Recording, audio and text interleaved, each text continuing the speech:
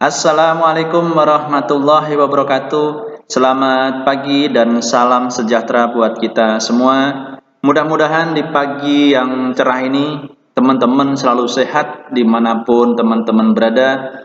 Terima kasih saya sampaikan kepada seluruh teman-teman yang sudah mensupport dan mendukung Mr. Santos Channel dengan cara subscribe, like, ataupun membagikan materi-materi yang ada di Mr. Santos Channel ini. Mudah-mudahan dengan begitu menjadi amal pahala buat kita semua. Karena berbagi ilmu itu sungguh besar amalnya. Oke, pada sesi ini kita akan coba membuat logo VW dengan pad menggunakan aplikasi Adobe Photoshop. Jadi teman-teman dalam membuat logo itu juga bisa menggunakan pad. Biasanya kan yang kita gunakan adalah tools-tools seperti pen tool dan lain sebagainya. Nah, untuk materi pen tool itu sudah saya berikan di materi yang kemarin atau sebelumnya. Kali ini kita akan menggunakan pad. Kita langsung mulai saja. Buat dokumen baru dengan cara file new atau Ctrl N sama. Kita rubah dalam ukuran pixel 300 resolusi 100 saja biar nggak terlalu besar ya. Kalau sudah kita oke.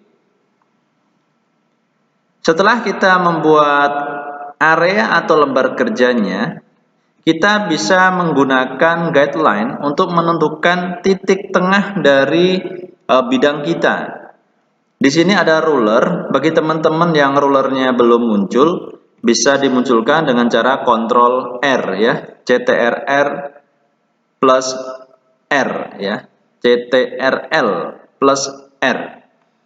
Tarik menggunakan move tool dari garis yang atas ini untuk membuat guideline secara horizontal.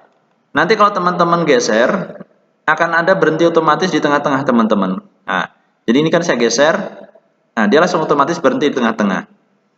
Kita buat garis secara vertikal dari sumbu Y-nya, tarik, nanti dia akan berhenti di tengah-tengah, akan ada kerasa, nah seperti itu. Nah berarti ini titik tengahnya teman-teman. Kenapa kita menggunakan bantuan guideline untuk membuat titik tengahnya? Karena kita akan membuat logonya nanti lingkaran, biar persis di tengah-tengah dari bidang kita. Langkah selanjutnya, kita buat layer baru dengan cara layer new layer atau shortcutnya Ctrl Shift N. Kalau saya lebih suka menggunakan shortcut karena akan mempercepat untuk proses kerja kita. Nama layernya teman-teman bisa dirubah, bisa juga tidak. Misalnya kita rubah lingkaran luar. Kalau sudah di OK, kita buat seleksi dalam bentuk lingkaran, gunakan Marquee Tool. Di dalam rombongan Marquee Tool itu ada rectangular dan elliptical. Bagi teman-teman yang masih bingung, diklik tahan di bagian toolsnya, nanti akan muncul banyak pilihan seperti ini. Teman-teman pilih elliptical Marquee Tool. Kalau teman-teman membuat seleksi lingkaran, itu tinggal klik di drag seperti ini. Nah, cuma kan nggak pas di tengah-tengah.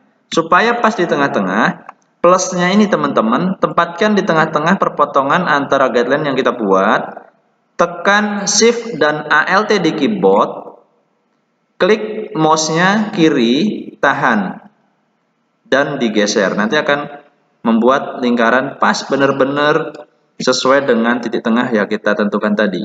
Saya ulangi sekali lagi, pilih elliptical marquee tool, tempatkan kursornya di tengah-tengah perpotongan, tekan Shift dan Alt pada keyboard, digeser sesuai dengan besarnya lingkaran yang kita inginkan.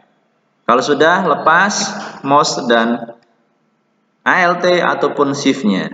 Sekarang sudah terbentuk lingkaran yang besar atau lingkaran luar. Kita berikan warna garisnya atau struknya. Pilih menu edit, di situ ada stroke. Teman-teman bisa diisikan bebas. Kita latihan ini kita berikan 7. Colornya kita buat misalnya abu-abu aja ya. Oke, kalau sudah di oke. Nah, untuk Stroke atau outline-nya sudah masuk. Sekarang sekalian kita beri warna supaya tidak seleksi 2 kali. Karena ini sudah seleksi, langsung kita berikan warna. Misalnya kita pilih foreground-nya warna biru. Untuk background-nya kita pilih biru agak muda ya. Kita sapukan menggunakan gradient tool atau warna gradasi. Kalau teman-teman bingung, tekan huruf G, nanti akan diarahkan ke Paint Bucket Tool. Di dalamnya ada gradient tool. Pilih gradient tool, sapukan sesuai dengan warna yang teman-teman inginkan, arahnya dari sebelah mana. Nah, misalnya saya maunya sebelah sini. Nah, saya sapukan seperti ini. Ada warna gradasi dari biru ke biru muda. Kalau kurang kelihatan, ditambahkan warna yang agak muda kembali. Tinggal disapukan. Warna-warna ini terserah teman-teman maunya warna apa. Kalau sudah, hilangkan seleksinya dengan cara di-select atau Ctrl D. Itu dari select di sini teman-teman ya. Ctrl D menghilangkan seleksi. Jangan lupa ada di materi-materi yang sebelumnya. Sekarang kita buat layer baru kembali. Tekan Ctrl Shift N, pilih atau kasih nama lingkaran dalam. Karena logo VW itu ada 2 lingkaran. Lakukan langkah yang sama, tekan elliptical atau pilih elliptical marquee tool, tempatkan posisinya di tengah-tengah dari perpotongan guideline, barengin dengan Alt plus Shift, terus di drag seperti ini. Nanti akan membentuk lingkaran pas di tengah-tengah dari lingkaran yang besar. Ini cara cepatnya teman-teman. Kalau mau copy paste juga boleh, tapi juga harus alignmentnya diatur supaya di tengah-tengah. Nah, kalau kita menggunakan Shift Alt, itu seleksinya langsung pas di tengah-tengah yang kita inginkan. Kita beri warna stroke, edit stroke. Kita perbesar struknya menjadi 10. Warnanya kita rubah putih misalnya. Kalau sudah, kita pilih OK. Nah, ini sudah masuk untuk warna struknya. Warna dalamnya tidak perlu diisi karena biar ini kosong atau transparan. Sekarang kita hilangkan seleksinya. Nah, kalau untuk logo VW teman-teman, itu kan ada garis yang seperti ini. Nah, V dan W. Nah, kita bisa menggunakan text atau type tool supaya mempercepat jadi proses pembuatan logo ini. Misalnya kita menggunakan text, pilih type tool, diklik. Nah, teman-teman silakan ketikkan huruf V. Nah, kita perbesar karena ini terlalu kecil punya saya perbesar. Nah, ini saya buat huruf V. Fontnya bebas. Terserah teman-teman maunya apa, tapi disesuaikan dengan model dari logo VW ya. Nah, ini saya sudah punya huruf V. Langkah berikutnya, huruf V yang sudah kita buat, kita akan perpanjang ujung yang sebelah sini yang saya kasih gelembung sampai ke atas sini. Yang ini juga sama supaya menutupi dari lingkaran atau tepi lingkaran yang dalam. Kalau sudah seperti ini, teman-teman pilih menu layer, pilih create workpath. Tapi sebelumnya saya ingatkan, apabila dalam properti teks teman-teman di sini aktif untuk bagian box boldnya seperti ini, pada saat teman-teman pilih type workpath, nanti akan muncul tulisan warning seperti ini. Could not complete the create workpath. Karena di sini aktif. Jadi teman-teman usahakan boldnya ini dimatikan. Baru pilih type create workpath. Nah, ini sudah masuk workpath-nya. Teman-teman lakukan modification menggunakan selection tool, jangan move tool ya, tapi gunakan selection tool menggunakan direct selection tool yang panah warna putih. Ini untuk membantu kita memperpanjang dari titik-titik huruf yang tadi kita sudah buat pad-nya. Nah, sekarang titiknya bisa kita perpanjang teman-teman. Diseret atau di drag sesuai dengan yang teman-teman inginkan. Nah, seperti ini. Nah, satunya juga sama. Usahakan menutupi dari seluruh tepi-tepi lingkaran luarnya, biar nanti logonya bagus. Nah, kalau sudah seperti ini teman-teman, kita harus jadikan seleksi. Caranya, di sini ada panel pad, pilih panel padnya, klik kanan di bagian workpad yang kita buat, make selection. Kita oke. Nah, ini sudah terjadi seleksi. Seleksi ini belum bisa diberikan warna karena tadi masih berupa teks. Kita rubah menjadi layer. Pilih menu type, pilih rasterize type layer. Nah, ini baru bisa kita berikan warna. Sekarang pilih pen bucket ya di sini atau tekan G.